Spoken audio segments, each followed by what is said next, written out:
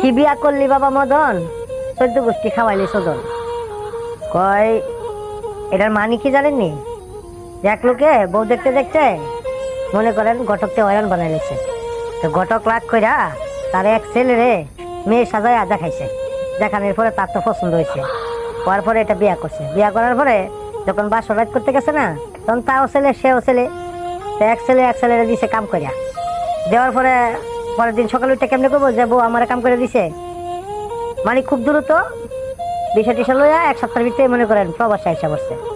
আইসা আর বাড়িতে খবর টবর নেয় না। তখন বউ চিন্তা করছে কিরে এর কাছে বিয়া বইলাম, তাই কিন্তু সাত পাইলাম না, বিয়ার ঠিকঠাক বিচারটা করে নি।